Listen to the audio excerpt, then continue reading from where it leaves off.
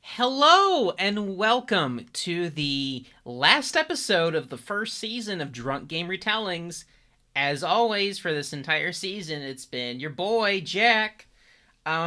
Just wanted to inform everyone that I originally had this plan a few months ago. It was going to be a different game, as you'll hear much later on this podcast. But Peter and Erin, who were some of my first hosts, Peter being my first guest on the show, actually they were working on this recording for a long time, so instead of me doing it just by myself for the final episode, we got this one made. And so I'm really glad and excited that we got this. It's essentially, even though it's December, I'm counting this as the first anniversary of the podcast.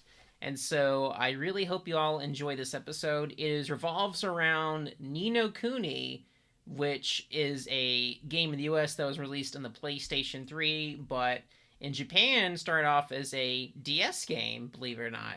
But without further ado, take it away, Peter and Erin.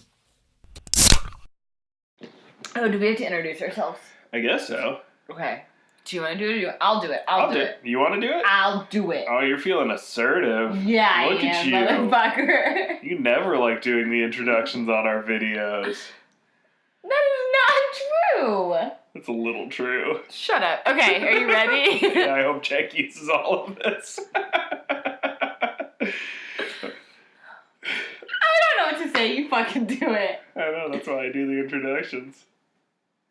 Hello, and welcome to Drunk Game Retellings. My name is Peter. And I'm Erin. And together we're Game and Read. Yes, we are the two people behind that little-known blog that Erin's mom reads called Game and Read. But that's not what we're here to talk about tonight. No, we're talking about Ni no Kuni, Wrath of the White Witch. Which came out some number of years ago. We did not look that up. 2013? No, that's when the PS4 was out. It was 2011, I believe. Anyway, it's a PlayStation 3 game. It's a Japanese role-playing game, colloquially known as a JRPG. And we are here to tell you about it while being in a state of inebriation. We're drinking rum with tonic water and lime and oranges. It's not very good. We should have put more lime juice in it. Peter was lazy and didn't want to cut more limes. That's fair. That's fair. So, Ni no Kuni starts with... This is a great game. Ni no Kuni starts with Oliver. Oliver! Little boy in Motorville, which is actually Detroit.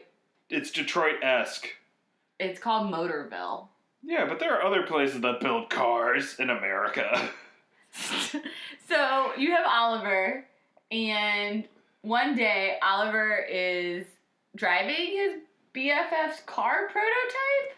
Okay, so Oliver's got this friend named... What was that kid's name?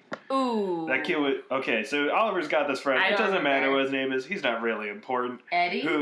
Yeah, it might have been that. Maybe? Anyway, this kid, we're going to call him Eddie. Eddie was building this car, and he's like, yeah, I'm like 12, but I'm going to build a total car by myself. And Oliver was like, great idea!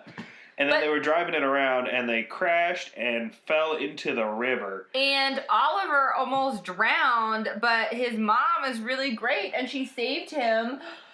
But then she died. Yes, Oliver's mom spoilers. dies. Well, I think that's assumed if you're doing a game retelling. Like, you can't just be like, no spoilers, we're just going to say stuff happens. Anyway... Oliver's mom dies, and Oliver is like, fuck, my life is screwed. I'm like 9 years old, and I'm an orphan now in this weird Motorville. town. Yeah, Motorville, presumably USA. But then his weird-ass stuffed animal, Drippy... Mr. Drippy, comes to life. Mr. Drippy, by the way, is the kind of stuffed animal I would have bought for, like, my brothers.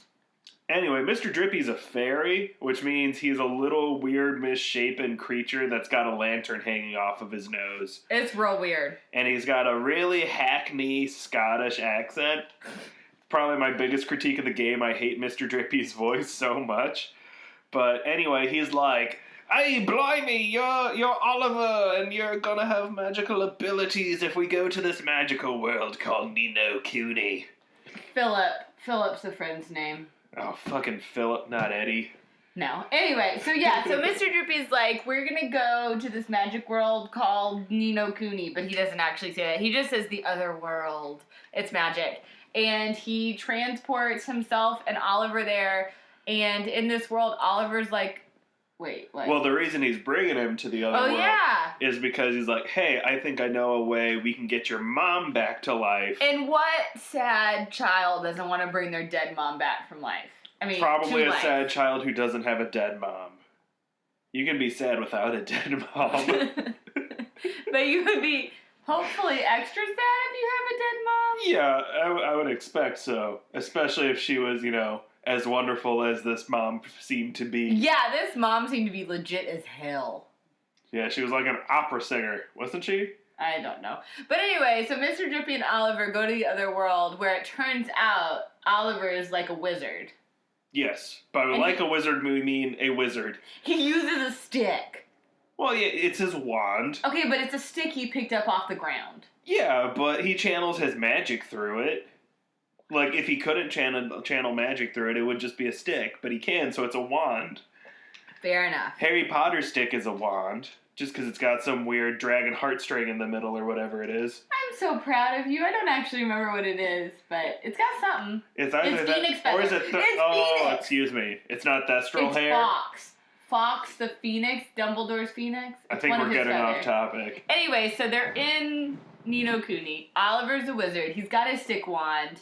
And Mr. Drippy's like, oi, we should go to Ding Dong Dell! Because... Which is a city. Because Mr. Drippy's like, everybody in this world has a soulmate in the real world. Meaning that their souls are linked and they're just mirror images of each other. Right, so like if one dies, the other's negatively impacted, maybe even dies. Maybe? Yeah, what was the rule on that? I don't remember. I can't remember the specific rule on death. However, if you are feeling fucked up in one world, you're fucked up in the other world. And you have to fix, so like, there are lots of, well, okay, so... Ding Dong Dell. Ding Dong Dell. It's a city of cats. Well, it's ruled by a cat. King Tom, the cat. Yes, who is a cat in our world, and he's a cat in their world too, but he's like a humanoid cat. Yeah, he's a humanoid ruler cat who's all pissy, and so you have to go back to Motorville and like fix the cat in Motorville. Yeah, well, you also have to go and like find this weird mouse guy who's being an asshole. Mm-hmm. What was his name? Hickory Dickory? I think it was some pun on the Hickory Dickory Dock. Yes. Everything in this game is puns and like one letter off from actual names. And so it's you're so gonna great.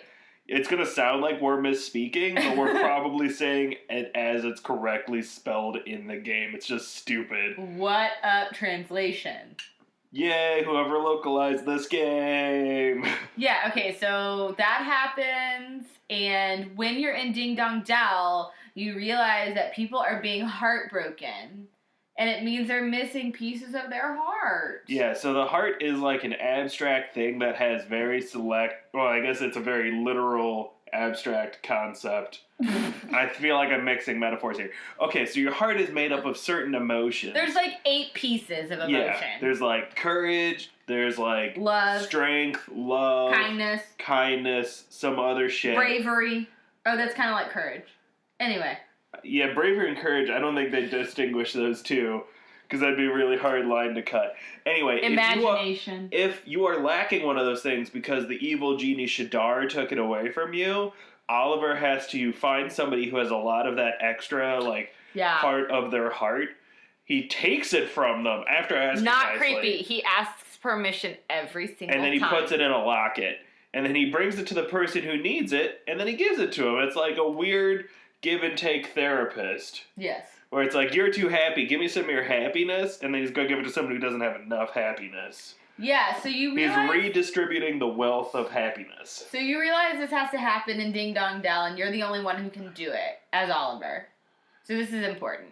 It's like actually the crucial part of the whole game. Yeah, it's kind of the main thing you do. You're like the therapist for this Narnia land. Yeah. So, you go to Ding Dong Dell, you defeat Hickory Dickory the mouse. Yep. You fix King Tom. Yep. Who... He was pretty fucked up. Yeah, he was. I guess we should explain who Shadar is. So Shadar is this evil genie. He's a djinn, the dark djinn. DJINN. Yes.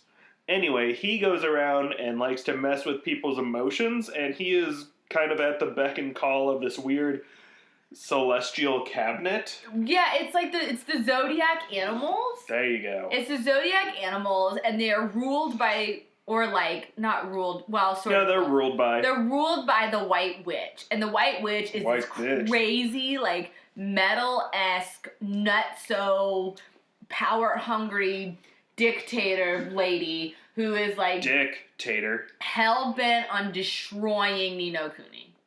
Like, she does not, she just wants to, like, take it all out. She's bent as hell, yo. Sorry. That's dumb. So Shadar is the evil genie djinn, and he works for the White Witch in this council. He's, like, a contractor. Like a hit man. Let's explain the business practices of evil genies. So, well, you see, they take the initial down payment, and then they have certain, milestones they have to meet to ensure that they get their payments on time. No, this is true, though, sort of, because, like... And they only get paid in baby souls, so it's really kind of complex on the bookkeeping end, because, how do you hold on to a baby soul? So Shadar, he, is tasked to, like, destroy Oliver and destroy the Ni no land. Kuni. Yeah. Because apparently there's other lands to worry about, too, that he's the only one in charge of this. Yeah. So he has to, like, do all that stuff. So, where are we? So, Ding Dong Dell, we resolved that. And then... Oh, yeah, we haven't left Ding Dong Dell. No, we need to leave Ding Dong Dell. So, we leave Ding Dong Dell. You fix King Tom, and he's all happy. And he only speaks in the royal pronouns. Oh, it's the worst. So, he always is like, we are very happy with your success, when he just means himself. It's creepy, because he's a cat. Cats are creepy. Yeah, so then you're like, you should go to... Al Mamoon. Yup. And it's like Aladdin's town. Agrabah. That's it. It's in the middle of a desert, like which Agrabah. is, I think, what Erin's trying to get at. So, but you have to go through this woods, and in this woods you learn about fair familiars. Familiars. That's what they're called, right? Yes, accurate. Yeah, so you learn about familiars, and it's like, if you get to know one and, like, you're friendly to one, it will fight for you. And that is how you win the game, sort of, is because you have to have all these... It's one of the major, like, battle strategies that you have to take into account. Because you can't fight on your own. I mean, you could, but you'd die. You're like 10, you got a stick. you need some little monsters to fight for you. I wonder what other game has you be 10 years old and have monsters fight for you. No, so King Tom gives you a wand. That's part of if you defeat Hickory Dickory. He gives you a proper wand. He gives you a wand, and then he sends you off to Al Mamoon. Okay, so then you're in the forest on the way to Al Mamoon, and you encounter the familiars, and you get your first one, and it's very exciting. Yeah, he's a weird little... He's called a mite, but he looks like a little troll baby. He's precious. I want one in real life. So you probably got a stuffed animal version. That's not real life. So, so you get your mite, and you, like, fight stuff, and you get stronger, and, like, you can do all these cool things. Think Pokemon. You get monsters, you train them up, they can even metamorphosize into other they monsters. Evolve into other things, and it's very exciting. So you get through the forest, and you, like, the forest is dying, but then you save the forest, and it's great. And then you get into Al Mamoon, which is like Agrabah. So it's like a desert town. Yup. And you're there because you are looking for the sage Rashad. Yup. Who is now selling bananas. Bobanas. Oh my god. So like we said, everything in this world has a name that is a normal name, but like 2 letters off. Now, instead of bananas, in the desert they sell babanas. And there's always money in the babana stand as Rashad, who is, like, brokenhearted because his daughter got petrified by the genie. Shadar. Yeah. Shadar. Rashad and Shadar should have different names because they are too similar. I'm pretty sure they are just anagrams of each other. No, Shadar only has Oh, yeah. Yeah, Rashad and Shadar are 100% anagrams of each other. So much to the point where I was like, are they related? Are they connected? No, they're not connected, I'll tell you now. But for a long time, I was like, oh man, Rashad's probably going to be evil because if you rearrange his name, it's Shadar. So, Rashad's really sad because his daughter's broken-hearted Esther, who is not properly dressed or tanned from living in a desert. I would say she's properly dressed for, like, being hot all the time. But she is white as fucking snow. Which is funny because Rashad is, like, a fairly dark complexion character. I guess it could be an adoption type situation. They never really specify. Either way, so you're in Alma Moon, and it's like you're like, okay, we have to save Esther and like fix Rashad so he can help us. And in doing so you have to like find Esther's missing heart piece. And then you also I think she was missing happiness. Probably. And then you also have no, you have to go to the other zone because Esther's soulmate in Motorville is this depressed girl named something else. I can't remember. Whose dad is like an alcoholic and like abusive and won't let her leave the house. It's so sad. So and her dad in the other world is also Rashad, but he's is like a mechanic. Her name's Myrtle, and she's real sweet, and then she joins you later.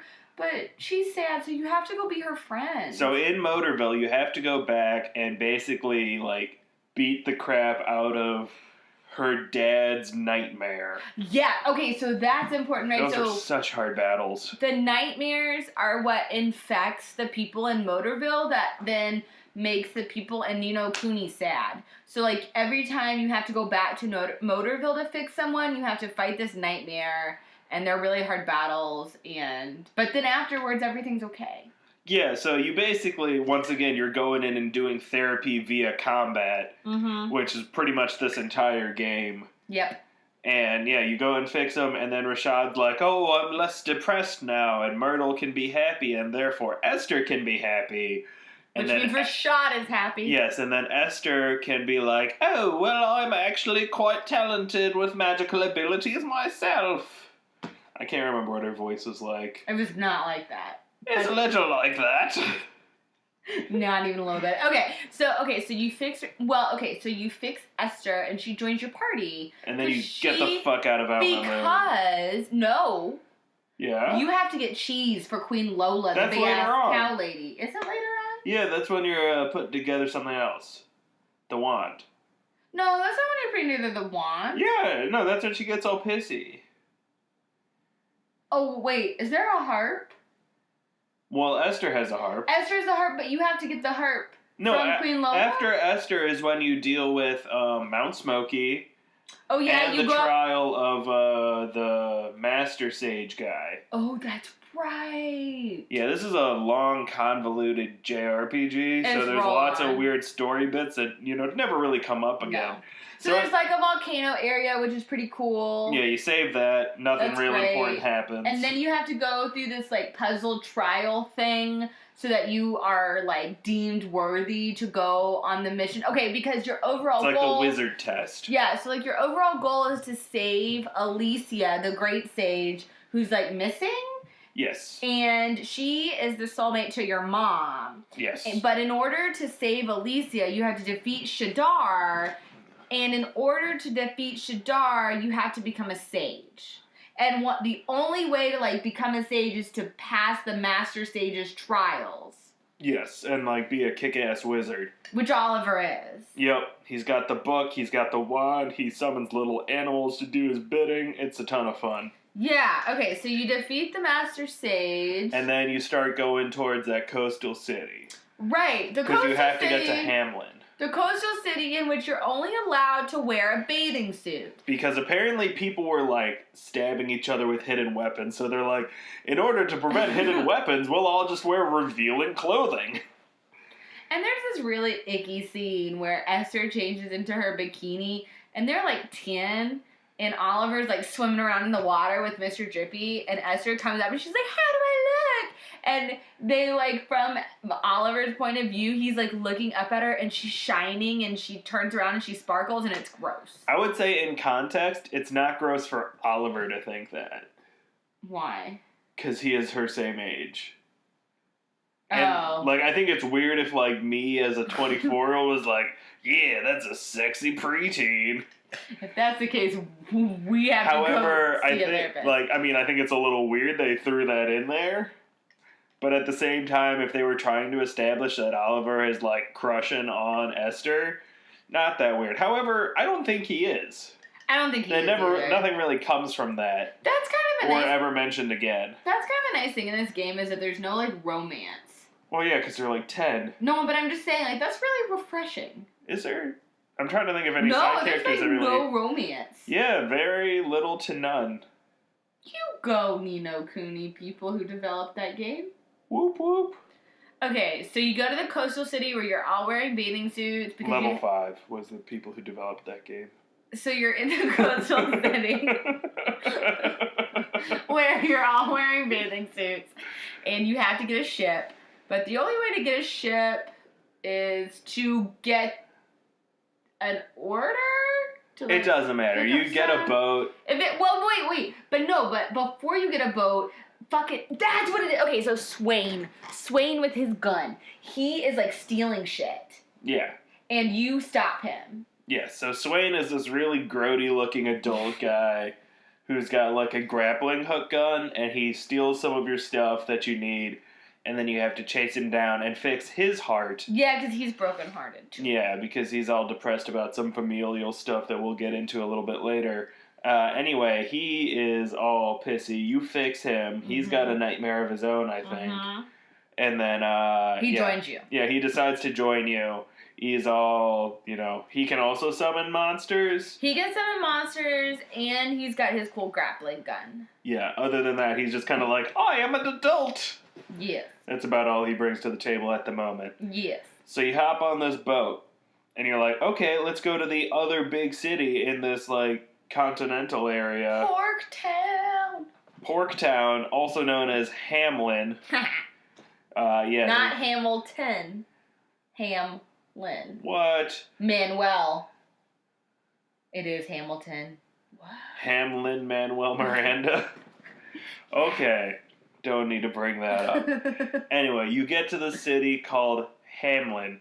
And as you might expect, there is a very porkish theme going on in this city. Everything's kind of pig-shaped. The crown prince is called the porcine prince. The guards are pigs in armor. Yep. And well, they're everyone's humans a pig. in pig armor. They're all humans. I thought they just really like pigs. Oh. Well, but like everything's... Like that's their feed. Everything's sort of like Nazi crackdown. Nazi crackdown? Sort of. Like, you can't have fun and you can't be happy. And so you have to, like, sneak into the castle, like, sneak through, which, by the way, that frickin' sneak mission I had is no issues so with it. hard. And Peter's full of shit because it was so hard and it took me so long. You just have to watch when the people are walking and not walk when they walk. So you have to navigate the hallways without being seen so you can, like, try and find the porcine prince. To convince him to stop being such an asshole. But also, he's a sage. But it turns out you go back in time. Yeah, so you get, like, cornered by a bunch of people, and then you get transported back in time. By one of the Zodiac Council members. Right. Wait, is that right then, or is that later on? It's then. Don't you meet the prince first? I don't think so. You don't meet him before you go back in time? No, I think you go back in time. Okay, so yeah, one of, like, the Zodiac Council guys is, I guess, a turncoat, and he's like, Bazap, you go back in time so that you can fix it. Get the wand. Yeah, oh yeah, you have to get the wand. Because Shadar destroyed the wand, like their version of the Elder Wand, a la Harry Potter, that you need. But it's a wand with, you have to also get stones, but this part you're trying to just, like, get the wand itself. Yes, the wooden stick. Yeah. So anyway, he sends you back in time to when the wand still existed. You have to go around and find it, and you meet somebody. You meet one, the Prince of Hamlin, Marquesan, and then you meet his big brother named Well, I can't remember his name, but it's Swain, just as a teenager. It's Swain when he's a teen, and the brothers, like, okay, so Marcus-san is clearly the sage in the family, like, the dad He's got magic powers. Yeah. The other one's a squib. Oh, that's so true. It's okay. It's okay. He turns into Swain. So, which is sad, too. That's sad. He's your friend. Okay, so it turns out that Marcus-san and Swain had Swain was trying to help Marcus-san harness his power, and Marcus-san didn't really want to be a sage. He was being a bratty little 9-year-old. Yeah, and there was all this drama, and it ended up with the father was killed. Well, no, because Shadar came by and was like, "I'm going to murder you, father." Well, father of Marcus-san and Swain. Yeah. So that happens, and then it's kind of a traumatic experience, Very understandably, traumatic. when your dad/king gets murdered. So Erin... We're gonna have to... Hold on, no, let's explain the situation. So we, in our... pre-ordered pizza, because I was like, I'm gonna want pizza, because all we had was cheese and bread for dinner. So we need more cheese and bread. So we need more cheese and bread. But I set it for an order in the future. How far in the future did you set it? 10:45 tonight, and they just called, and the restaurant wrote it in as ASAP. They told the delivery driver ASAP, but they had my order in for 10:45 tonight. So, yeah, we got a pizza coming. So a pizza's gonna be here. But anyway, any minute. We're back in time in Hamlin, and you help those Jack, guys. you can cut this out. No, Sorry. don't cut it. Don't cut it. Oh God, please cut it. Please cut at least my conversation with the pizza Let's at least man. get back to the story. Okay. Back in time in Hamlin, traumatic experience. Yeah, but you get the special magic wand from the past. You bring it back into the future, and now you've got the special magic wand. You also kind of heal Marcus-san and Swain's rift that they had from when they were kids. Well, you make Marcus-san not so bitter about being the prince, and Well, you fix his heart, don't you? You fix his heart, and you make him happier, and he's like, yes, I'm gonna be good for people, and I'm not gonna be a bitch, and they he doesn't, does he know that Swain is his brother, but in the future yet? Well, I think they kind of wink at it there. Oh, okay. So anyway, they're kind of okay, I get ya. You seem awfully familiar. Ho, ho, ho. Yeah. I think, what was Swain's real name? It was something Zahn. It was Marcus-san, and it wasn't Courtesan. That'd be funny. I wish it We've was got my son Marcus-san and my So son hard. the prostitute. What? Anyway, what happens after... Wait, did we skip the Fairy Island? I think we skipped... Or was Fairy Island after Hamlin? Okay. Oh no, it's because you try to go to Hamlin, Shadar That's stops, right. and you get sent to Fairy Island. So before all this shit in Hamlin happened, you go to the Fairy Island where Mr. Drippy is from. It's great. It is interesting because the fairies are all kind of messed up, and then you realize that as fucked up as Mr. Drippy is, he's the most normal of all the fairies. Yes, 100%. Gascon. Gascon. Gascon's a stupid name. It's like Gaston, but not quite. Yeah, I feel like it'd be better if Okay. you just did Gaston. So fairies. So Mama Fairy is she's this mound. She's basically a giant hill And with a face. fairy babies are born and raised inside of her, but then none of the fairy babies have been coming out because they come out when she laughs. And she hasn't laughed in a really long time. And so you go into Mama Fairy and you find out that there's evil monsters Evil in Mama jellyfish Fairy. in Oh yeah. Mama Fairy. Evil jellyfish and Mama Fairy, and so you kill the evil jellyfish, and you lead the little fairy babies out, and she laughs, and it's happy, and you get all the fairy babies out. And you also have to heal some comedians who are kind of messed up. Yeah, because they don't have their mojo. Yes, and everything in the fairy world is one letter off from everything in the normal people world. Really? Yeah, because they don't have pieces of heart, they have pieces of art. Oh, that's right. That's 2 letters off. Whatever. How do you spell heart? I mean, you could spell H-A-R-T. That's Heart. a name. Whatever.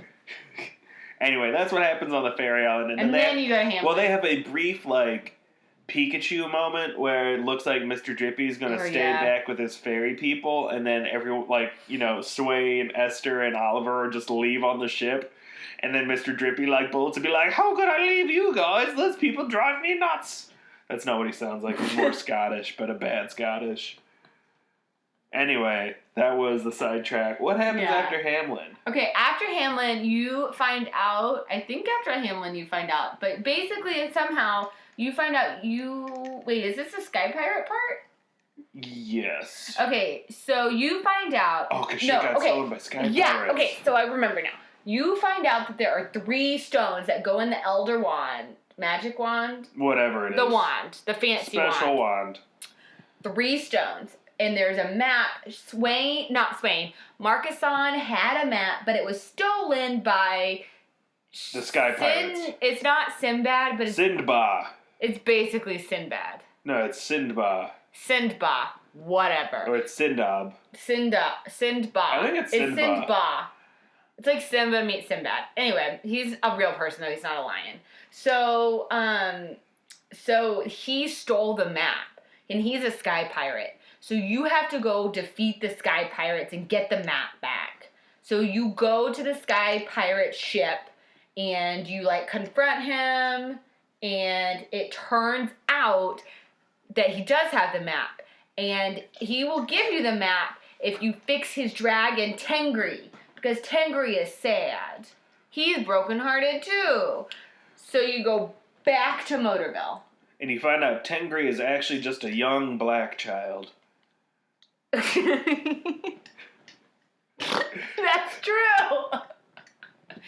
And that he has a bulldog who is actually the Sky Pirate in the Magic universe. So they're like a weird pet human duo, but then they switch places depending on which world you're in. And the problem is that Tengri in Motorville doesn't have the motivation to run his race. Yes. Because he like lost once, and so I mean, he also has a nightmare in him.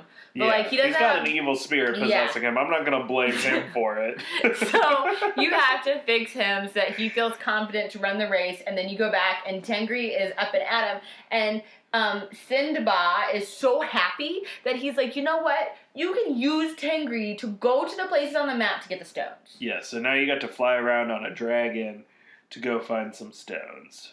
Yeah, so you go to a winter place. Yeah, in the Winter Cave there's one. Yeah. Which it's just like, you know, winter. Standard icy stuff. There's like, Yetis walking around. Nothing too crazy happens in the wintry place other than a couple of random flashbacks. Yeah. And then you go to the Frog Temple. Where you get turned into a frog. Yes, you have to play as a frog for a while, and it's very annoying. But there's also kind of a cute fairy tale to the back of it. And it's pretty nice. I actually like that temple a lot. That was really cool. And then the last stone is on the Ghost Pirate ship. Oh, I hate the Ghost Pirate. But it was such a cool fight. I really like that part. Wait. So you have to go and find this Ghost Pirate ship manned by Ghost Pirates. Yeah! And so you find where the ship, and it kind of moves around, so you, I guess, take your boat there, I think is what you do. Yeah, because you have a boat. Oh, yeah, you have a boat once you, like... I thought we mentioned that. We did not say that. Okay, you got a boat and a dragon. And you have a boat. You have a boat, like, after the coastal city part. I think, like... that's when you hop on the boat and you get command of it. Queen Lola, who's the big cow princess queen in Alma Moon, you give her cheese, and she gives you basically her boat and her captain, and is like, you can, like, use the boat whenever you want. I thought the cheese was to get something to make another wand or something. The cheese, well, I think the cheese was to get the harp, but the cheese also got you control of the boat, I thought. I don't know. This cow lady has a lot of issues. You go back to her like 3 different times. Cow lady needs a hardcore therapist and maybe some drugs. A wizard therapist. And some wizard drugs. Okay, so Ghost Pirates. Ghost Pirates. So yeah, you hop on their boat, you do like a little battle. There were like some weird ancient pirates. It's kind of a Lord of the Rings zombie army, ghost army situation. Wait, did we talk... Because after you beat them, they're like, okay, we'll fade away. Yeah. Did we talk about the swamp yet? We haven't gotten to the swamp yet. That's not yet, right? This leads to the swamp because you have to make the horn. Okay. The horn? Yeah. That's when you go around and you get the materials from Tom and the two, then Tom, Queen Lola, and Marquezon. Right. Because you make the big horn. Yeah. And then you put shit in it. And then... Or maybe the gems are separate from the horn. You do a lot of stuff. The gems are separate from the horn. The gems go in the wand. Okay. Sounds good. And then you make the horn after this part. Okay. So you, after you get all these gems, you're like, sweet, I got a kick-ass magic wand. And then you're like, okay, time to go get ready to kick Shadar's butt. But you're like, oh, wait, he's hiding in this crazy swamp. How am I supposed to deal with that? Because it's literally all poison. Yep. And you use levitate, so you learn spells along the way. We never say that time. You learn spells along the way. Wizard. Oh, shit, we forgot about P. Oh, yeah, you're being plagued by this weird ghost girl. That only you can see. Yeah, her name is P, like P-E-A. Mm-hmm. She's kind of greenish, and then she'll just, like, give you hints along the way and be like, you have to save the day, Oliver! She sounds like that. That was a good impression of her. I know, I'm great. So, and we also forgot about, what's his name? The ghost boy, who was also a sage. He's not that important. He's kind of a side mission thing. But if you find him, he gives you stuff. So there's a ghost boy floating around who will give you some spells if you do missions with him. So when you're in the swamp, you use levitate so you don't touch the ground to get But you poisoned. also have to put together this horn, doing some extra side missions in the cities you already visited. Anyway, we're in the swamp now. Do we go to the, Peruvian Aztec city before or after the swamp? After the swamp. Oh, Wait, okay. During the swamp? After the swamp. I thought it was before the swamp. Maybe. That might be you need something for that. So you go up to this weird hidden city up in the mountains. It's very, Central American, Aztec, ruin. Think Inca. Yeah. Because the Inca were the Machu Picchu people. Anyway, you find that there's some leftover people from the weird, Sky Kingdom that got killed by Shadar, which is what the Sky Pirates came from, too. Right. And then you have to fix this, the former ruler of that Sky Kingdom. Because she's, sacrificing children, which is... I don't think she was sacrificing children. Maybe, I don't know. She had a broken nightmare or whatever, too. You have to fix her. So, yeah, you fix her, and then she gives you some help. And then... Oh, that's how you get to the swamp. Right. That's how you get to the swamp. Yeah, so you go deal with that shit, and now you're in the swamp. And you go through Shadar Swamp, it's just a dungeon. It leads up to a castle. Yeah, you fight the weird, chubby evil thing that cackles. Do you remember that thing? That was awful. What was that thing? Blackheart. Blackheart is this weird, rotund evil dude who's just, laughing the entire time, Joker style. Yeah. You kick his butt, and then you get in Shadar's castle. Yeah. And Shadar's castle is this whole maze in itself because, there are multiple levels and multiple hallways in the different levels, and there's just a whole lot of things you have to fight. Yes. But that's pretty much what it is. What happens when you get to Shadar? You get to Shadar. Yeah. And... Shatter. What? Oh, I was just saying it differently. Oh. You get to Shadar, Shadar. Rashad. What? No, it's not Rashad. Don't listen to him. So, you get to Shadar, and you defeat him. Yeah, but what happens? What do you learn after you fight him? Oh, you learn that he's sad. But who is he? Oh, fact. Do you remember? No. He's Oliver's soulmate. Oh, that's right. I forgot. Oh, now I remember. I'm choking on my own cough because Erin was so excited to remember that. He's Oliver's soulmate. And so Oliver can't kill him. But he's also he's Oliver's soulmate, but he's also he was killed. No, his deal is that he was going to be a great wizard. Right, but then the whole continent was torn apart by it was torn apart by war. Right. And he couldn't help and save the people, so he got really depressed and became an evil genie. So instead of being like Oliver who tries his hardest even if things are bad, he became evil. Right, yeah. I forgot about that part. Yeah. So that happens and you end up defeating Shadar. Without killing Oliver. Well, yeah, and you turn him back to good. I don't think you, kill him or anything. No, you turn him back to good and you fix his heart. Yeah. However, you would think the game is over. It's not. No, not at all. So you keep going through the castle? Well, and that's kind of really when I think Oliver learns about the White Witch. Yeah, that is when Oliver kind of... Well, okay. Yeah. Because the White Witch is, the person who is pulling the string with her weird Zodiac Council, and you learn that she is actually Cassiopeia.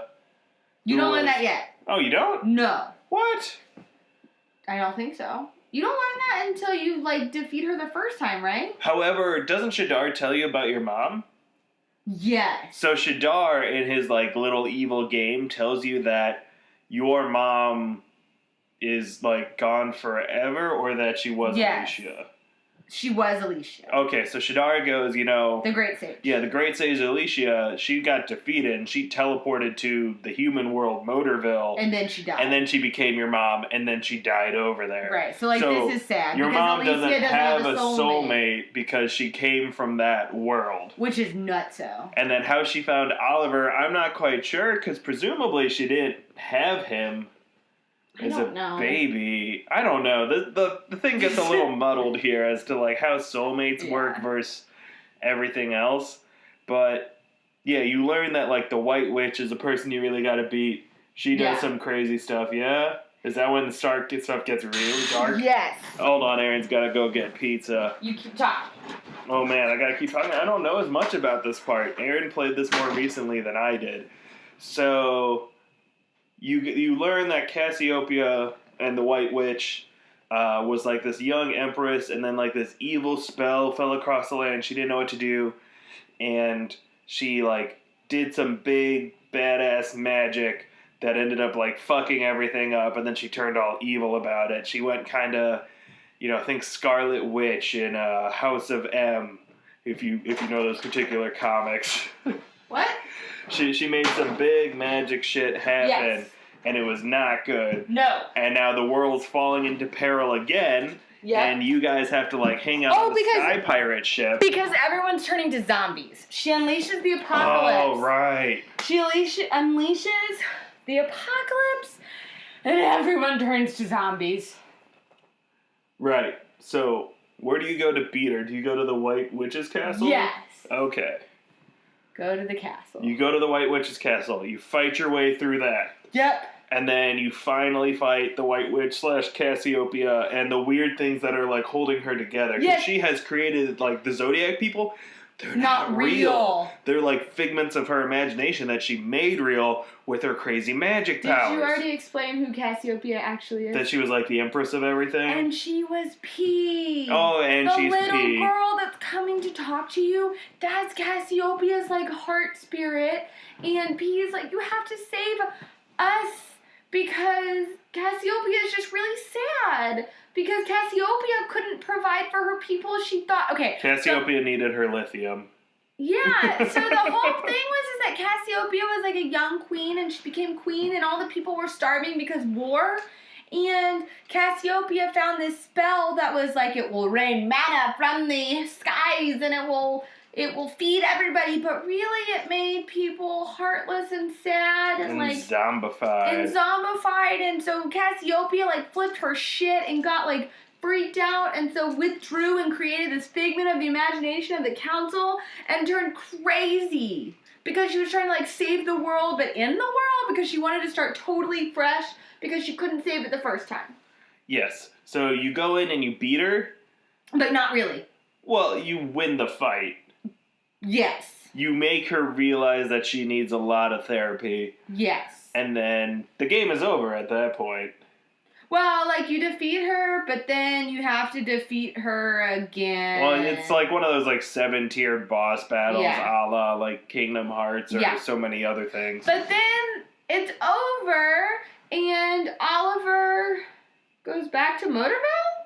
Yeah, I think so, doesn't he? I think so. I don't know. I feel we are a little rusty on the end of the game. I don't remember what exactly. But everything ends up fairly happy, and everything's mostly solved because you stopped the big baddies from doing shit. You saved a lot of people with free therapy, magical therapy, and everything's kind of better in the world. It's a pretty happy ending. It's yay! A kid-friendly game presumably for adults, because I feel like it'd be a little hard for some kids. This game is so fun. Oh yeah, it's a great game. I mean, we want another one. Well, yeah, Nino Kuni 2 should be coming out sometime eventually.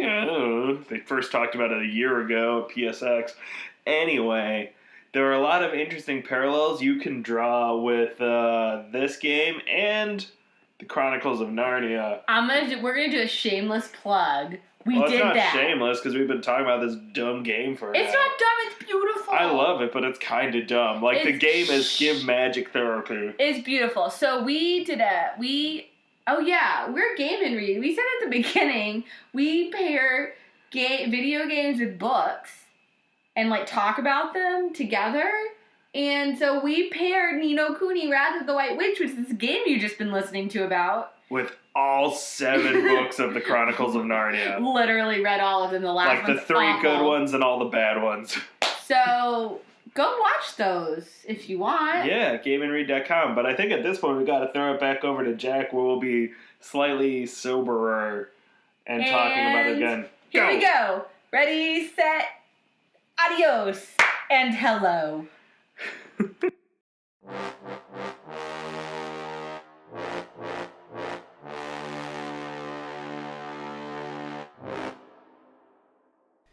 Hello, and welcome back to the talking part of the show when I talk to the guest you just listened to. I got Peter and Erin here from Game and Read. Say hello. Hello. How's it going? Oh, it's going great. We were having just a conversation before, but now that we're officially on the air, what are you guys drinking right now? I never talk about this enough, but it's like I want to hear more about what people are having, either during the official recording or just now. Okay, so I am currently drinking red wine. It was $5. I don't actually know what brand it is. What type of red wine was it? Wow, you didn't even look. You're like, there, it's red. Drinking red wine. I am currently drinking a Lion and Kugel's Northwoods Lager beer. Nice. It was what was in my fridge. I'm drinking my third beer. It is a Ghost River Gold. It is from my hometown, so I feel support local. Beat the chain, whatever you see on those bumper stickers. Yeah. But we're here to talk about a very precious, sweet game rated E for everyone on this adult podcast. Yay! Or maybe it was E10. I forget, but it's for everyone. It is Ni no Kuni. Now, you guys have talked about this on your own show, Game and Read, which as you have plugged before, but I will plug again. Highly recommend. It is one of the most original shows about video games that I've seen recently. Thank you. I really have to say that it's so refreshing to see people talking about books. It's so sad. Sometimes some of these people, all they talk about is just video games, and if it's not video games, it's like the latest nerd TV show, and it's like, come on, there's some good books out there that I would like to talk about too. So it's it's really just nice to see something different, and I really want more people to check this show out. So go Google Game and Read, you'll find it. And I'll provide links. I'm sure we're findable. GameandRead.com. I don't know. I feel like the last time I tried that, I found some edutainment games. You found clue finders, just you can play and read at the same time. Yeah, I think it was more like PBS Kids. Here's games about reading. You have the 30th Arthur game. Oh man, Arthur games are the best, but we're getting off topic again, so I'm gonna stop talking about edutainment. It's all right. That's what makes the show fun and last longer. But kind of going back into, well, I guess really getting started with Ni no Kuni. I know that that's how how I essentially encourage you guys to come on the show and talk about that game. But how did you both like hear about the game? Was it just from like looking it up on the show, or did you guys hear it beforehand? So I first learned about Ni no Kuni because I once lived with a guy named Nick Daly at Hendrix College. So he is a classmate of all of us, as we all went to the same school. And I lived with him, and during, what was it? Must have been my junior year, his sophomore year. He comes back from Best Buy, and he's like, "Oh man, I got this game. It's awesome." And it was Ni no Kuni, and I look at the box, I'm like, "What the hell is this game?" Because it just looks like cute cartoon characters on the cover. And he goes, "No, it's great. It's like an RPG, but also Studio Ghibli related." And I was like, "Well, that's nifty." So I learned about it from him, although I didn't actually end up playing it until a couple years after that when it was on sale for $5. And I was like, okay, this has a endorsement from somebody who I generally trust on things, at least things regarding media. So I gave it a try, and I really dug it, and then I decided to make Erin play it for a pairing. Yeah, so I hadn't ever heard of it until Peter suggested that we pair it with the Chronicles of Narnia, which is what we ended up doing. And so I was exposed to it for the first time for Game and Read, and it was great. I was sad I hadn't heard about it earlier because it's so great. That's good to hear. I'm glad you got to experiencing that way. Mine was a little different because I don't know if you both know of this, but this game was originally on the Nintendo DS. Like, Really? yeah, but it was like Japan only. Like I saw it was like some like list of something. Like I have to try and remember when like Ni no Kuni originally came out, so I could kind of prepare. It's like I think the game came out like 2012, 2013, maybe 2011, and this list was like 2010, 2009. And it was like games we wish came out in America, and like Ni no Kuni was like a DS game, and it came with like a magic book where you would like open it up and you would like actually draw the spells that you do in the game. You draw with the stylus, so you actually like look in the book for your spell and then like draw it out. That's so interesting. Yeah, like it's kind of weird. Like they have one in Japan like for the DS and the 3DS, and I think one for phones, and then they like did a PS3 one, which is what we all played. Yeah, that's really the first time that Level 5 has done some stuff that sounds fairly nifty, but is Japan only until it gets really popular. Yeah, although it's like, I forget, did you guys, for your show, did you ever do Professor Layton? Yeah, Yes. we did the first Professor Layton with the Sherlock Holmes book. Yeah, so you've done Level 5 games before, that's right. Yeah. Because I was about to say, like, the setting of the game kind of reminds me of, like, of Level 5's kind of takes on Professor Layton's British kind of environment. But the gameplay of it, with its monster Pokemon instinct, is something that they didn't really try again until that game Yokai Watch. Woo! Which I don't know if you guys have paired that yet, have you? Or just have played it? I haven't played that at all yet. But Bony Spirits. Yeah, Bony Spirit. Yeah, that, and it's like when I see that game, I'm just like, oh yeah, Ni no Kuni. Yeah. The boniest of spirits. Yeah. That's all. That's all I know about Yokai Watch, and then I played the demo once. I don't know, and I watched 3 episodes of the cartoon when it started in English. I was like, I'm going to give this a try, and then I stopped because I had to stop. That's fair. I did hear though that I don't know if they're gonna bring it over the English version, but the Japanese show there's like a Bruce Willis yokai. Huh.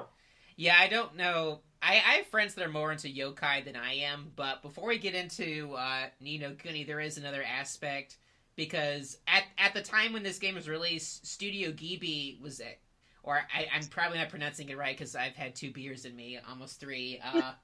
I don't know how to pronounce it properly. Studio Ghibli, the anime famous studio, Miyazaki, the famous auteur with his, all his entire studio was at the disposal. This whole collaboration. I did want to know, like, did you guys watch any of those movies beforehand before doing playing it, or like any Miyazaki movies? like any Miyazaki? Like, what's your favorite Miyazaki movie if you've seen any?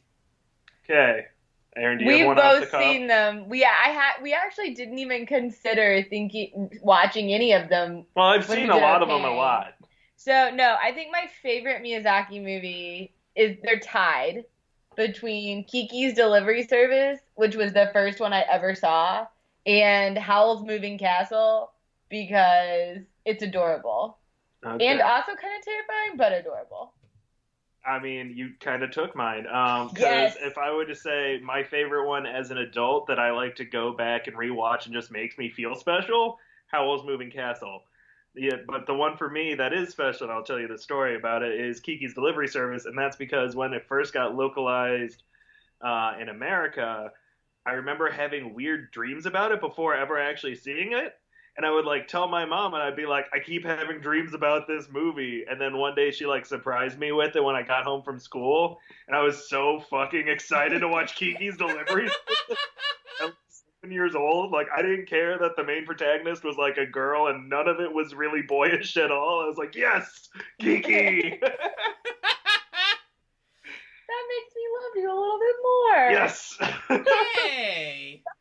So yeah, no, Kiki's Delivery Service has a weird place in my heart because I dreamt about it as a child and watched it all the time.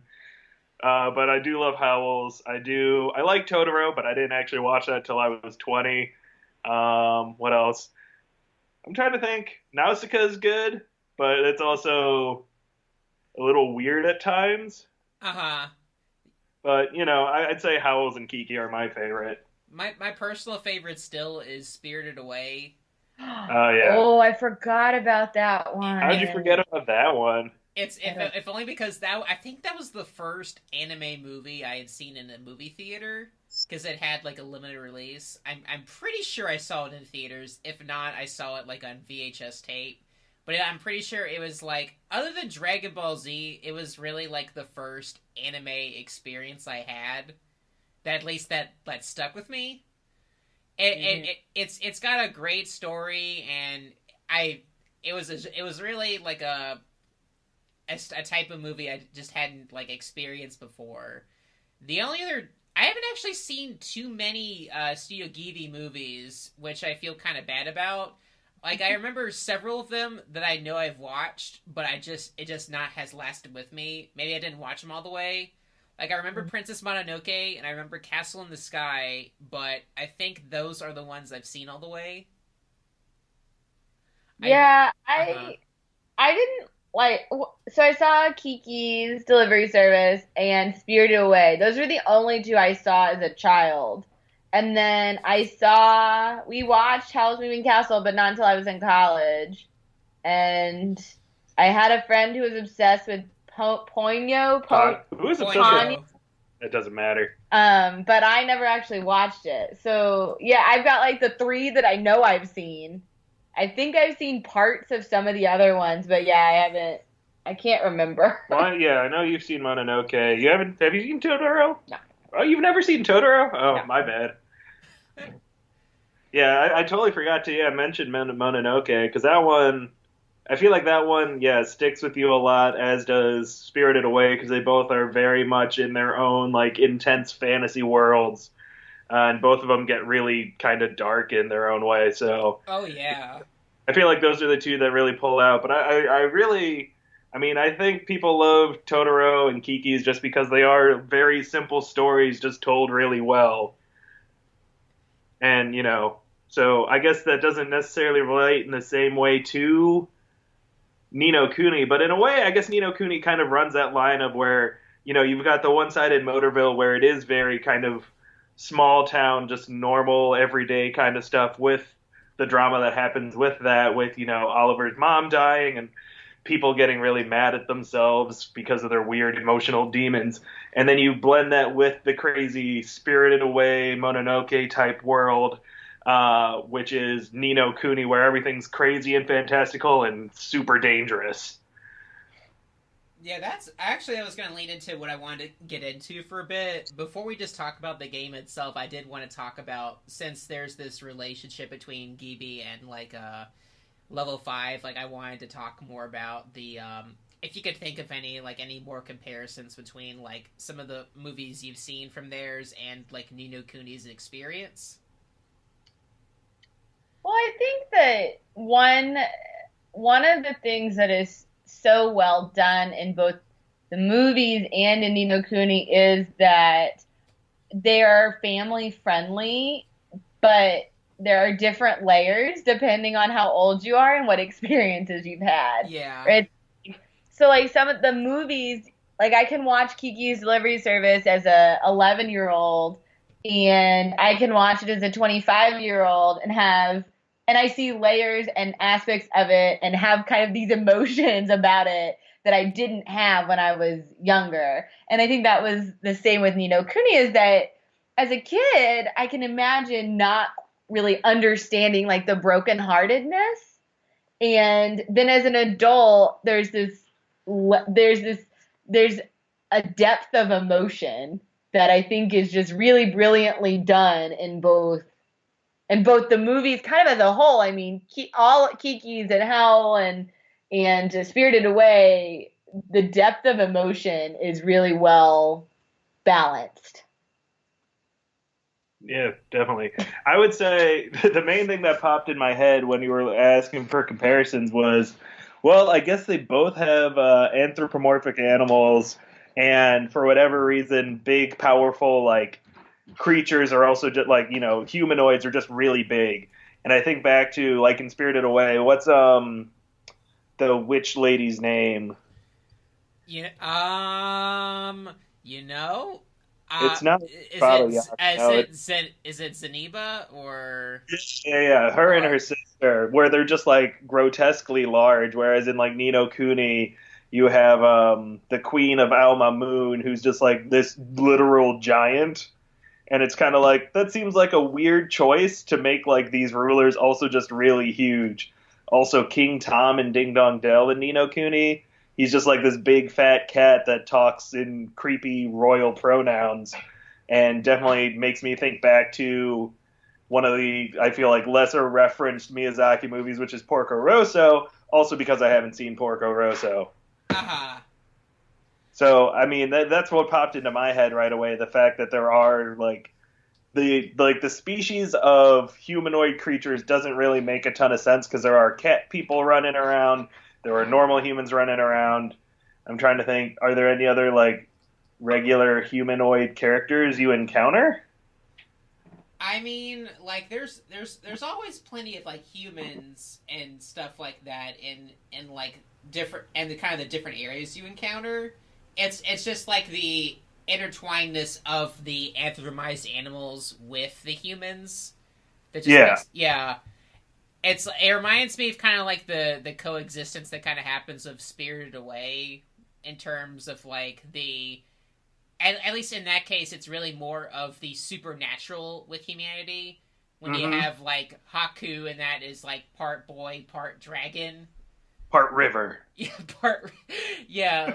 You have like him, but you have like giant like face like witch, but you also have like the normal humans like Chihiro and like her family. At least before they're piggies. It makes me not. It's not a level 5 or a Studio Ghibli, whatever. Anything but Kobo and the Two Strings. Kubo. Kubo and the Two Strings. Have you seen that movie, Jack? I have, and I enjoyed it. Yeah. So I'm just like sitting here thinking like that fits in really well with this same sort of theme and the whole supernatural or like fantasy world with sort of the humanness. I feel like, I mean, you've got the baboon and the beetle man, Yeah. and the fact that paper can be folded into allies, just that, that idea of the intertwining of worlds. And yeah. Plus, you have the whole, getting, like surpassing and overcoming the death of your parents thing, but Mhm. that's the more darker thing. I guess that's technically I'm too afraid to see it right now, but there's that one Studio Ghibli film, The Grave of the Fireflies, that I keep hearing is the saddest one. I'm like, no, not right now. Definitely got the saddest title. It's like, yeah, I don't know if you remember if you've heard of this one. This is the one about the it takes place after the bombings that happened in Japan. I don't know that I've ever heard of this movie, but it sounds really sad. Yeah, it's like I really only like by doing basic research. I had heard of this film, but I had no idea it was a Ghibli film until now. Like it makes sense because like the designs look very similar, but I was like, that's a lot darker than what I'm used to. I can't handle that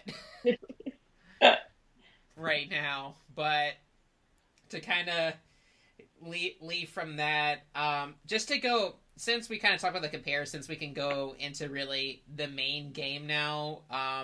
Since you both have played it, maybe Aaron, since you've played it more recently, I can start with you. What's something about the game that really like that kind of strikes you, like something you really like about it that's kind of attached to you since you played it? Ooh.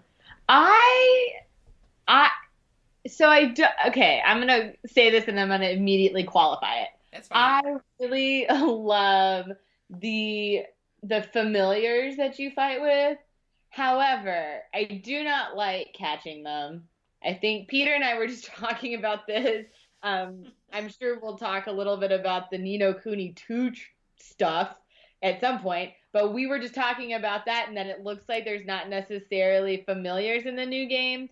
And I have to say, I love that the you have these little creatures and they have different sort of temperaments and you have to groom them. I don't like catching them because I never played as Esther. Like I never used Esther as my main person in battle, so I always forgot and it was kind of a pain. But just this whole like, I totally understand that it was very Pokemon-esque where you have to like catch them all and do all this stuff. But the style of the familiars was just adorable. I loved that sort of the relationship between your main familiar and the character and just that interaction. Um, it's not necessarily an original or particularly unique mechanic of gameplay, but combined with the art style, I just was like, oh, I want a little one of those in real life. No, I understand that. Did you have a personal favorite? You mentioned Oliver's, but did you was there one you liked more?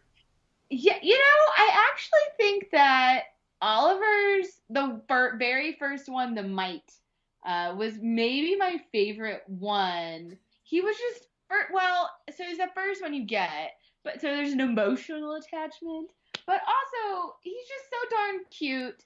And the magic ones I appreciate, like the ones who use a lot of magic, but I get so like the refreshing MP was just such a pain in the You butt. got to keep feeding them sandwiches. You have to be sandwiches.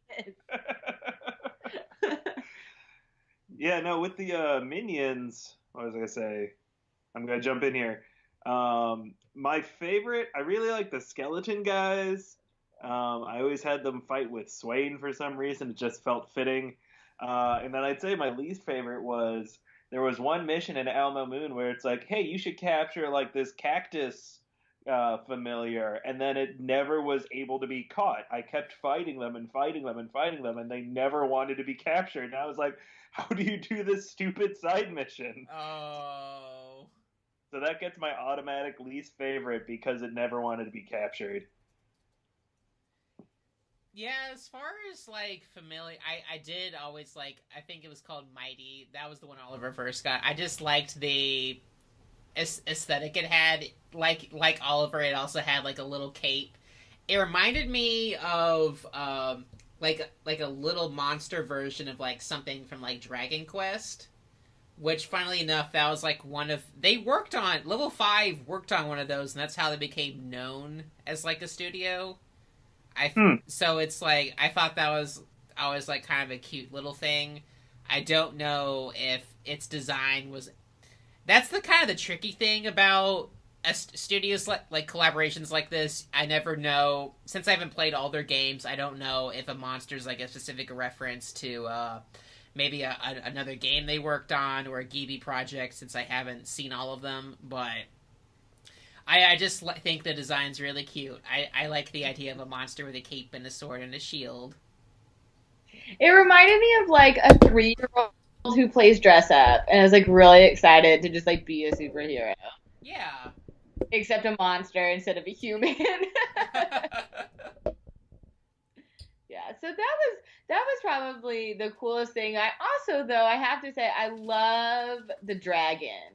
Once you get to use the dragon to fly to all the different places, I just like that's such a nice way to sort of fast travel around. I agree as well. I did love the dragon.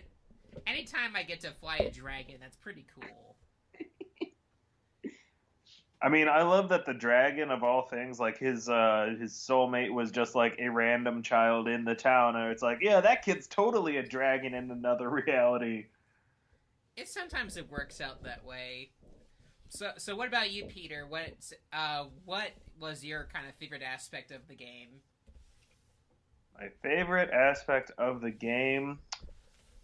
See, this is gonna sound a little odd, but I really liked how they framed the was it the wizard's book or the spell book, whatever it was. The way where you have like your different pages and it has everything on it, and it was just kind of like a weird in-game manual, but it was just kind of nifty because of like the different things you can find in it regarding like the minions, regarding spells, regarding like the things you could craft even.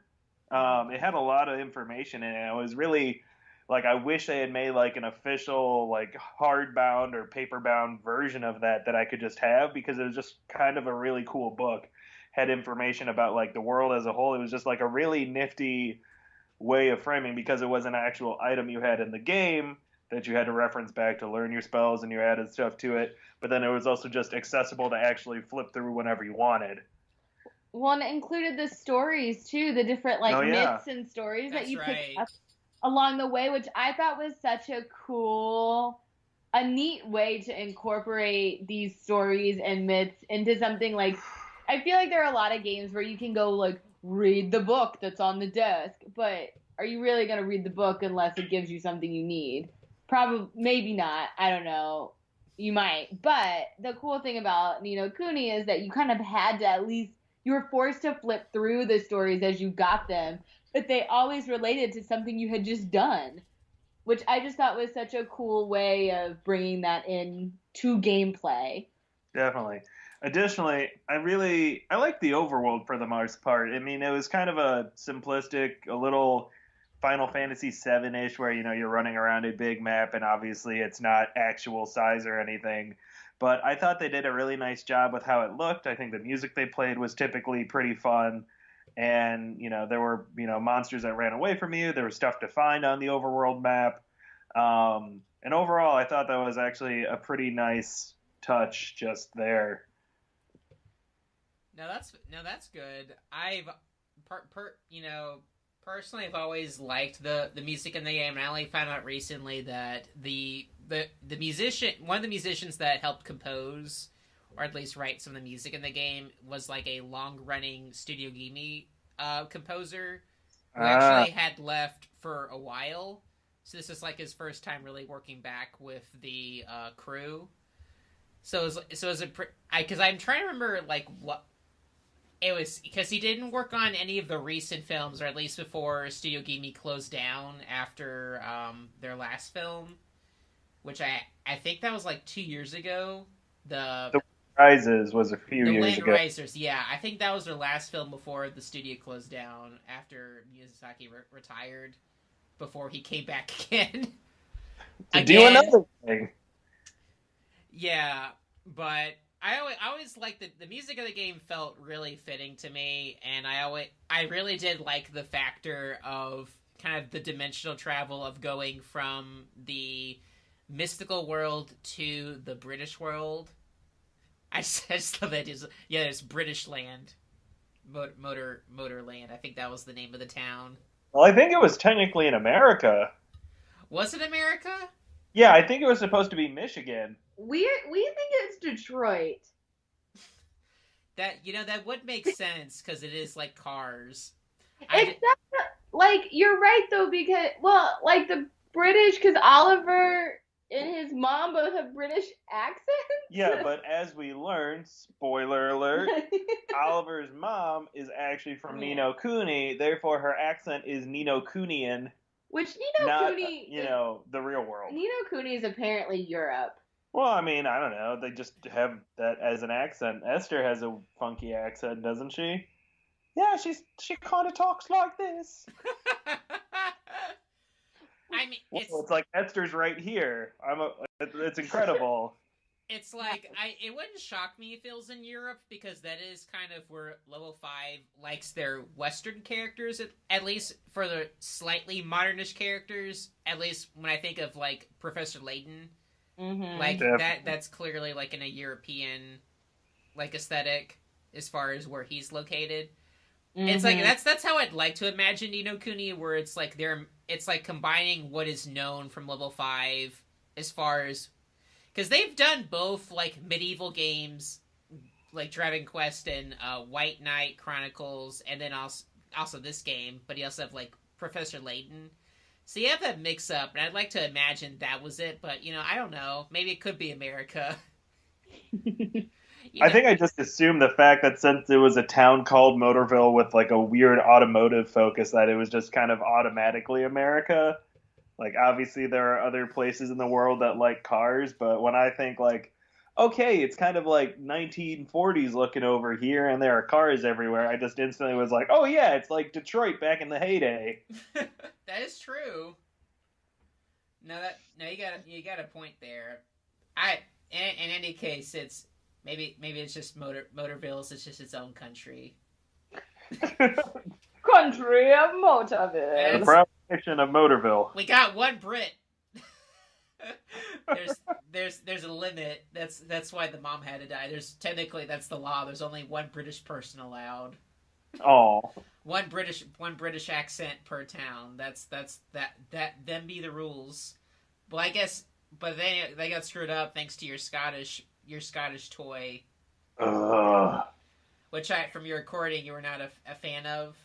Well, that's so funny you say that because Peter is obsessed with Mr. Drippy, but also I think kind of hates Mr. Drippy. I wouldn't say obsessed. I think his design is slightly cute, slightly definitely off-putting the first time you see it, but then you get used to him. However, I definitely hate his voice and the voice of all the fairies.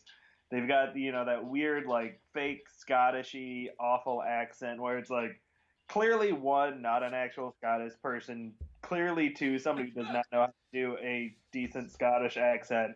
And then they just, like, ham it up the entire time. Like, I don't think he gave a fuck when he was recording Mr. Drippy, whoever the voice actor was.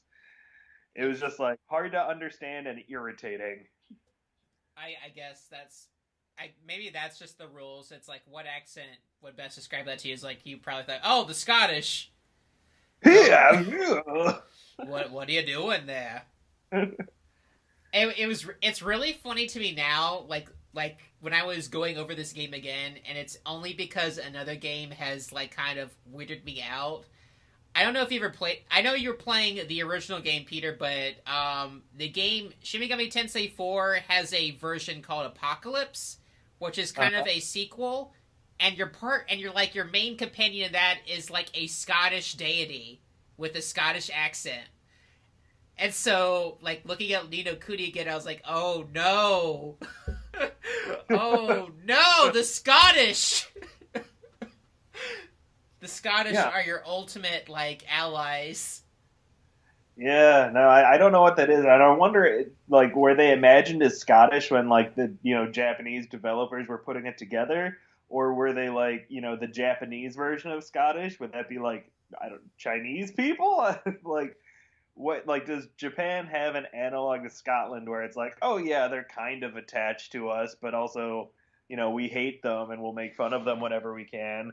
Is that like a region in Japan where they just get made fun of for having weird accents? Well, there is one, but the thing is, I can't remember the name of the region in Japan. But the thing is that normally, like the American comparison is a Southern accent. Ah, That so is that what Cindy is in Final Fantasy 15? I mean, basically. If you wanted to talk like the dark aspects of history, you could say Korea in terms of Oh, Japan occupying them, but you know, that's for drunk history retellings. Which oh wait, that's already a show. Whoops. God damn it! That's what this show was kind of inspired by. Oh well. But I don't necessarily want to talk about. We're gonna make this a positive show. I don't necessarily want to talk about like negatives for like a whole segment. But is there any other kind of aspects? Maybe not just like story wise, but maybe like while playing, like just something about the game that kind of struck with you. Maybe it doesn't have to be entirely positive, but it's like something about it that you're just kind of like, oh wow, that's pretty neat. Let's see. I have to say, I was really impressed by the variety of landscapes and how they handle all the different landscapes and the fact that they really did a good job of tailoring the familiars or minions to the particular landscape.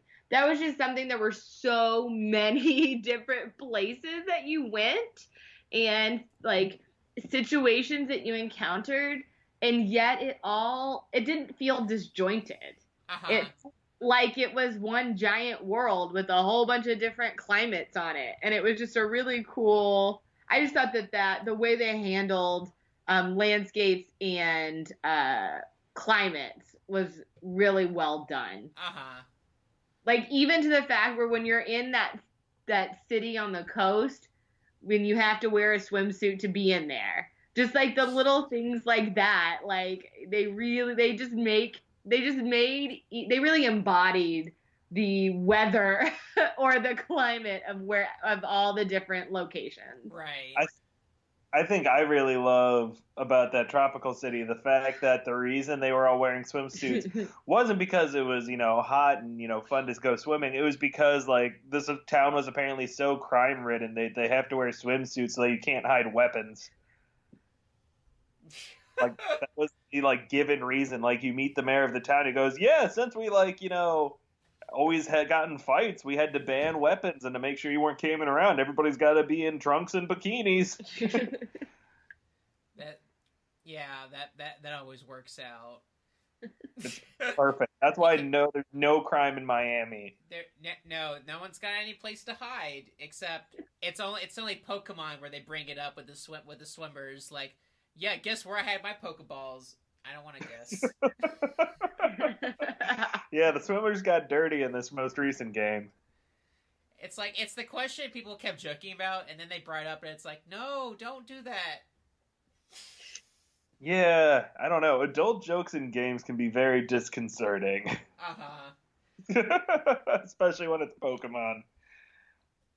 But I did always like in Kuni you guys talked about in your recording too about the you're essentially the only counselor, and you're the only psychiatrist in the game, except and the way that you examine emotions and you realize, oh, this person needs some help.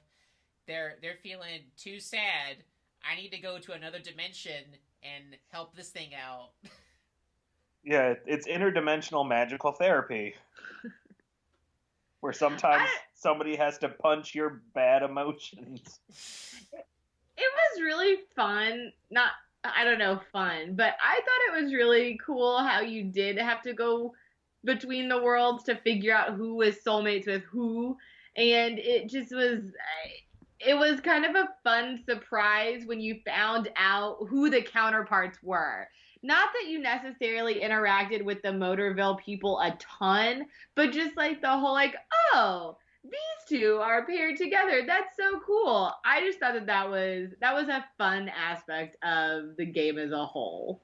The one thing I think would make that more interesting though is if you had to go somewhere other than Motorville in the real world, just because it's like, oh, everyone you encounter is one of your neighbors. Like, I mean, I know that's coincidental. It's a video game, blah blah blah.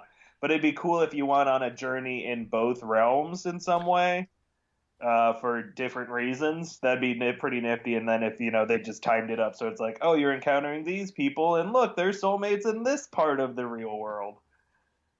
Yeah, no, that'd be neat, but I think they're also going. This is in some cases, this game was almost kind of like a Japanese version of like Wizard of Oz in terms of comparisons of like the people you grew up with and the fantasy worlds you go to in terms of like how cope with your current issues in life.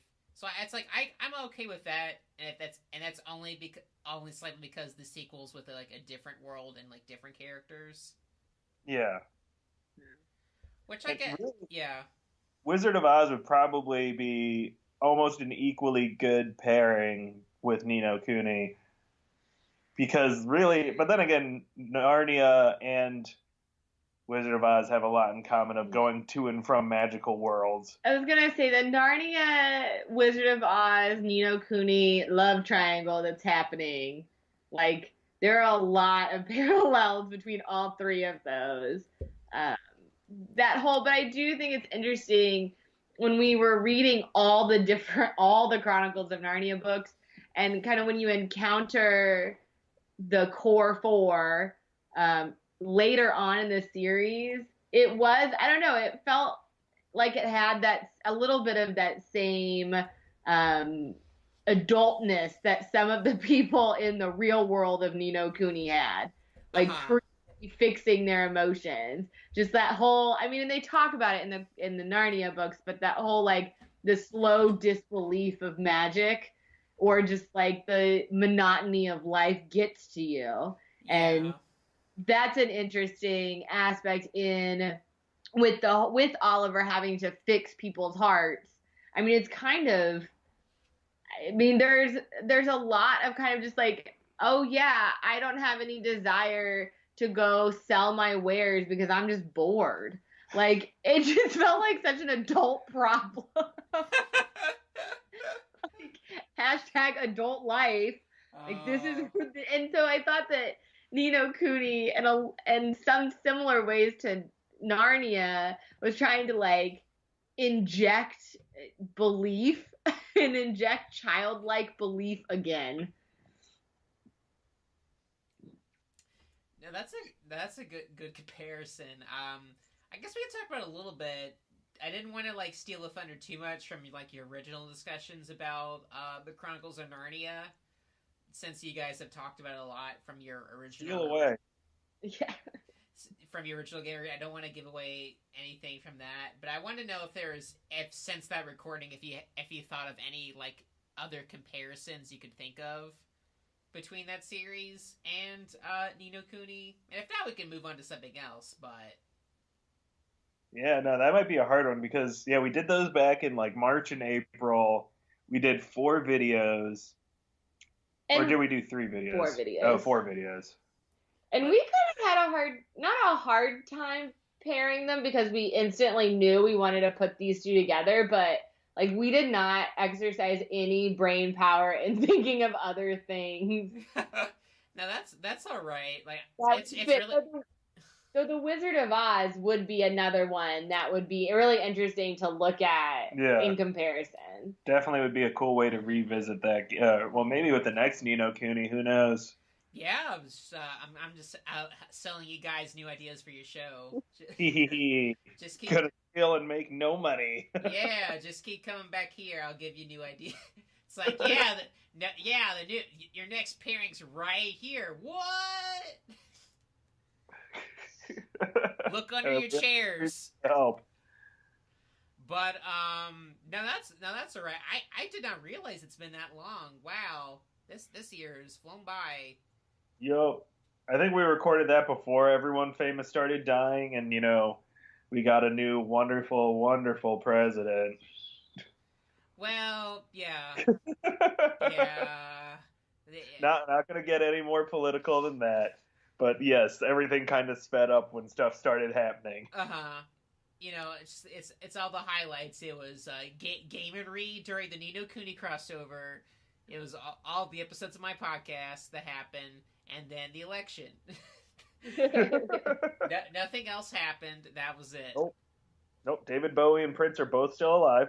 Yeah, that's basically it. Well, we might as well talk about it now because since it was brought up really again during the PlayStation conference, they had another trailer for Nino Kuni 2, and that game comes out supposedly next year.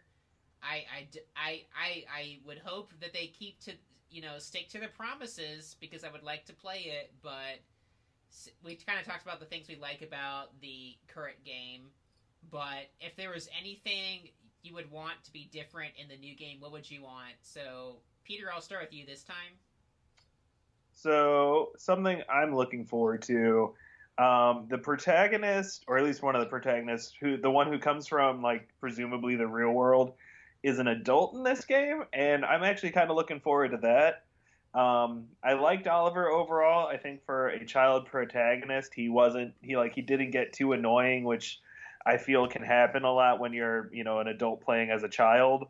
But yeah, I think I'm looking forward to having like the adult come to the magical world and be like, what the hell? So I am looking forward to having an adult to play as.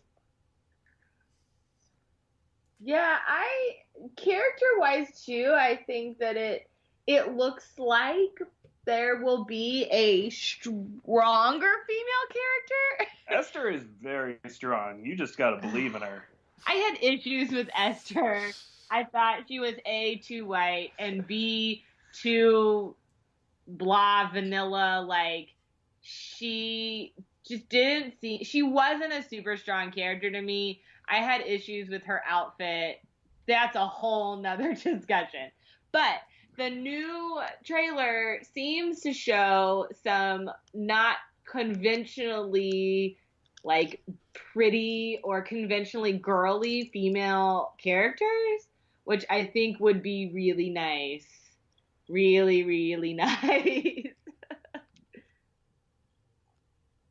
What about you, Jack? I'm really into the Princess Mononoke looking character. Yeah, I think that's who Erin was referencing.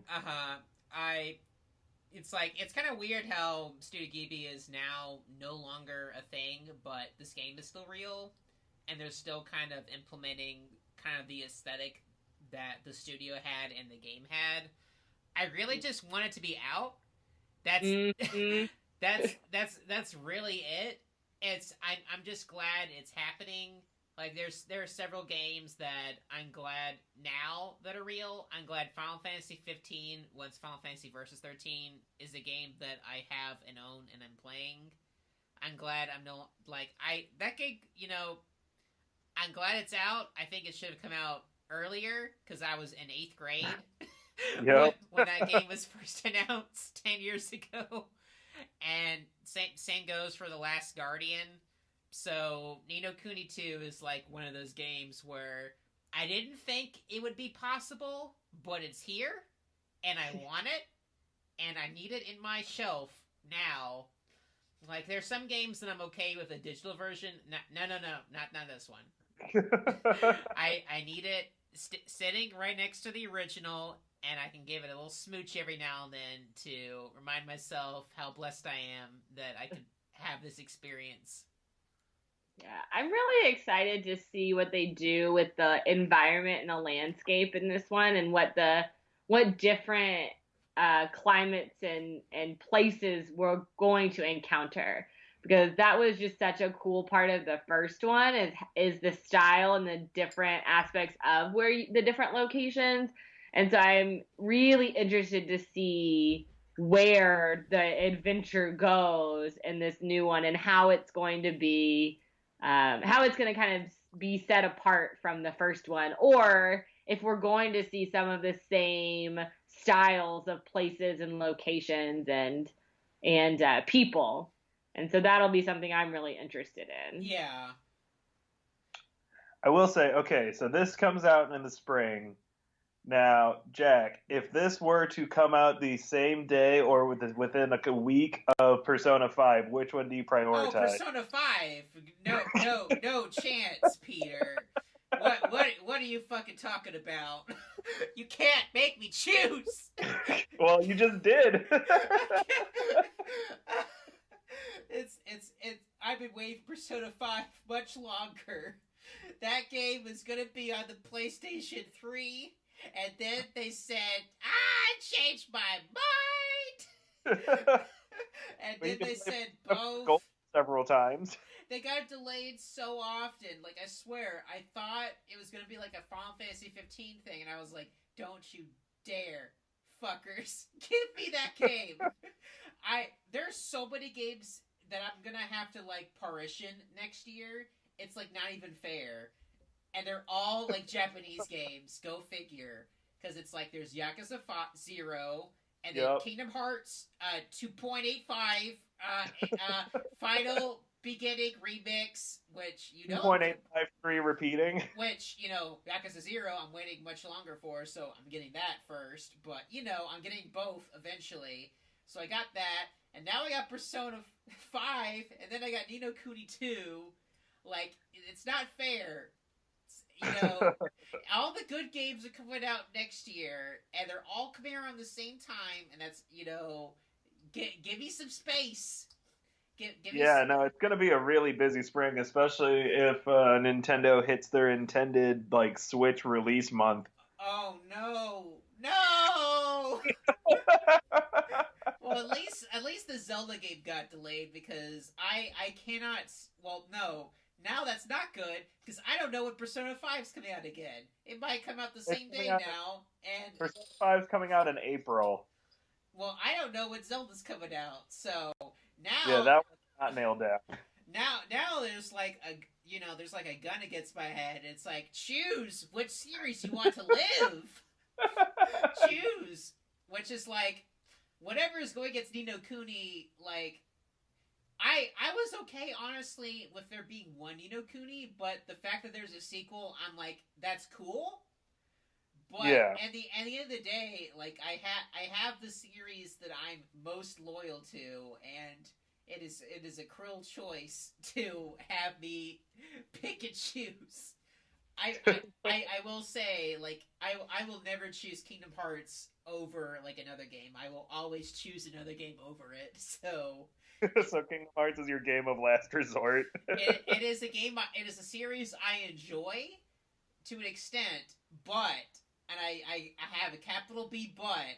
If there's a game that I'm also anticipating, I will get that first because it is more likely at risk.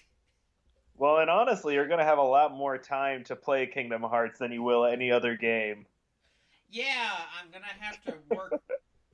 The funny thing is that originally for like the last episode of this season, it was gonna be me, myself, and I doing Kingdom Hearts 1 story, and that would have been Okay. a lot of work because I would have done everything. And I'm so glad you guys came, so I didn't have to do that.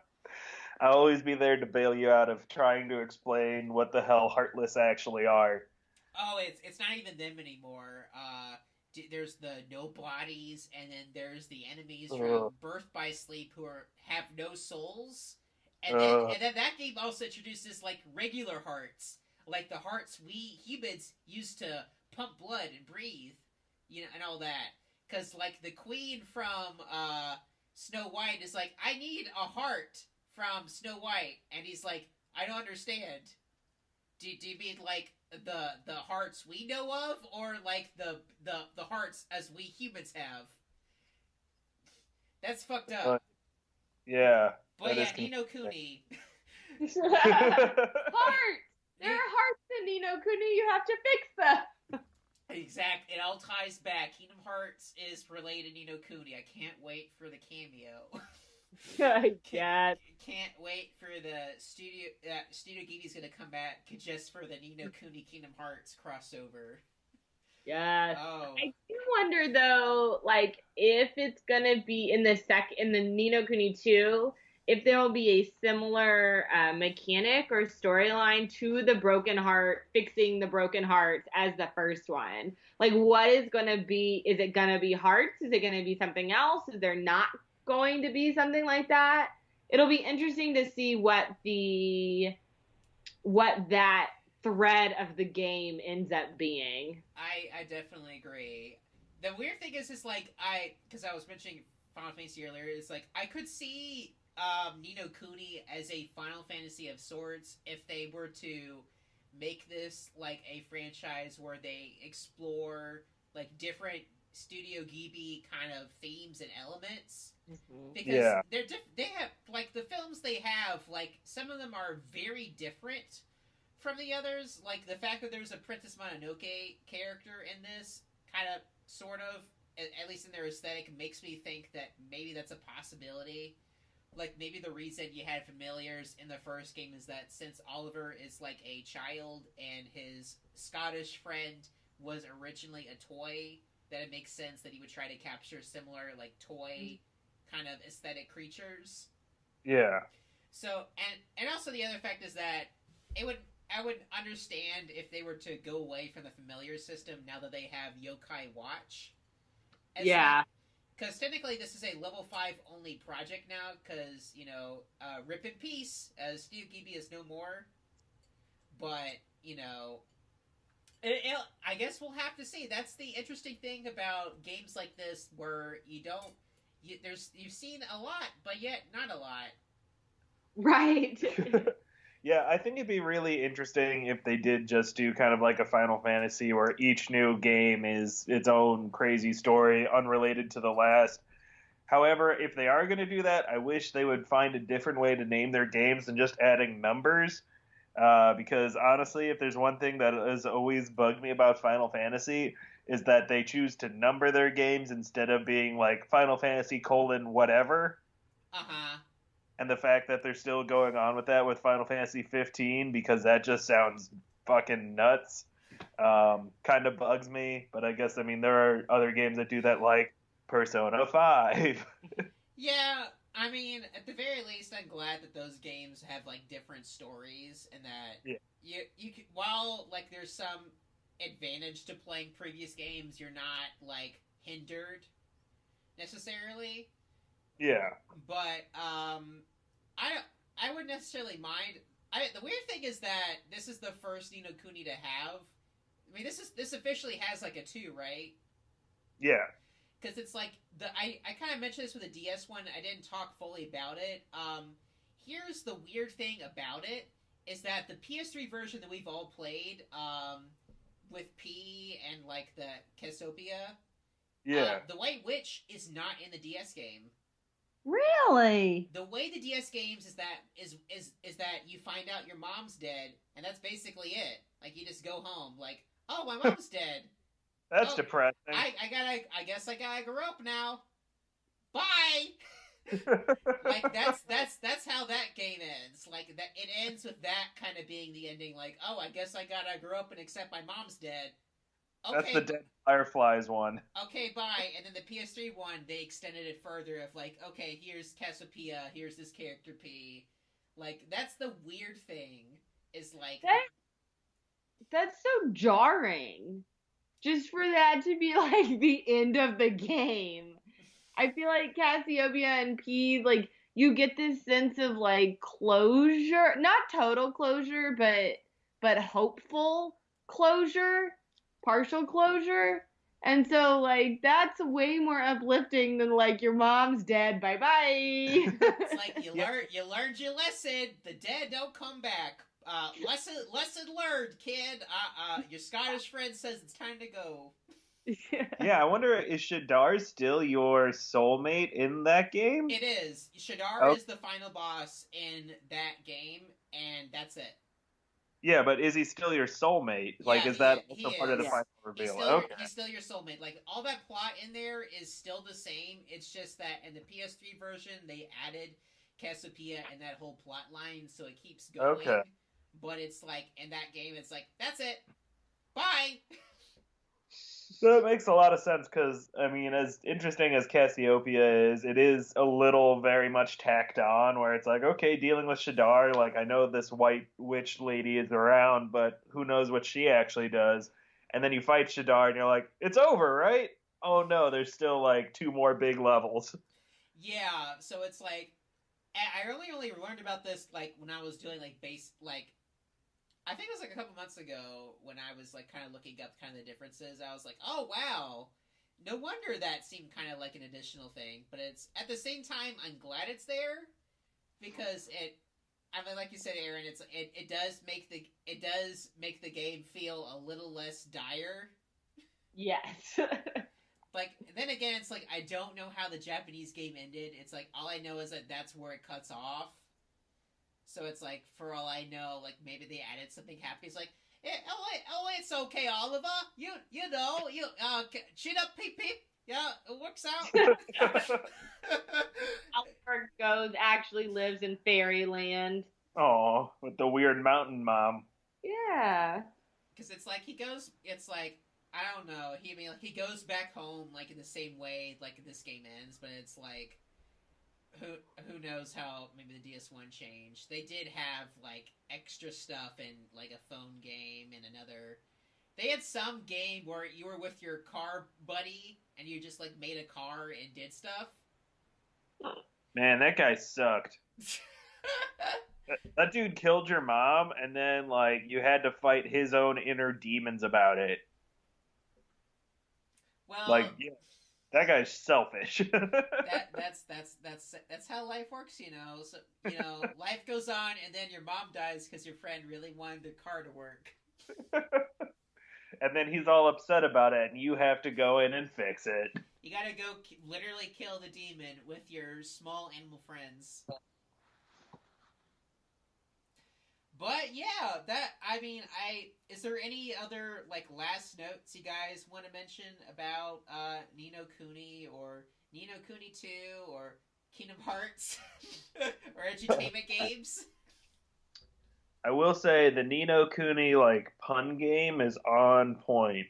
Like all the words are like just the dumbest level of wordplay, and I kind of like it when it's not just awful. Uh huh. So that's a thumbs up ish from me.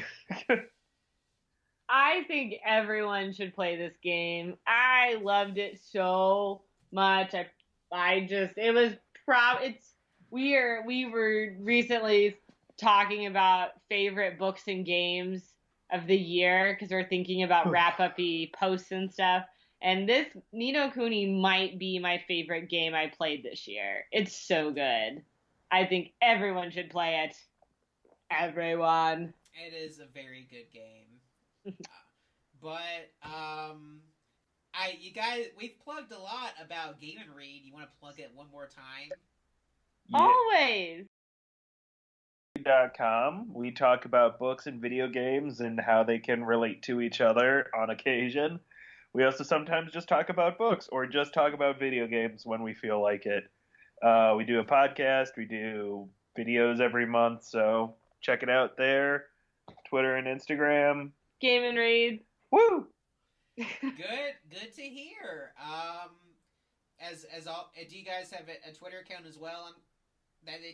Or do you not want to advertise that? Oh yeah, it's just at Game and Read. Yeah, we're at Game and Read on Twitter, Instagram, and the book app Litzy, which I sometimes use. When was the last time you posted on it? Last week. Oh, okay. Good to go. Sometimes it's accurate. And as always, Drunk Game Retail is the official Twitter for this show. You can also follow me, the host, at Hendrix Trog. It's a weird name, I know, but trust me, it's the only name that'll pop out. You'll find it pretty quick. You won't find any other no edutainment game will pop out from that. Dang, you beat us. Yeah, it'll be Jumpstart of 19th grade. Yeah, that one will pop up. Yeah, no, you'll find me there.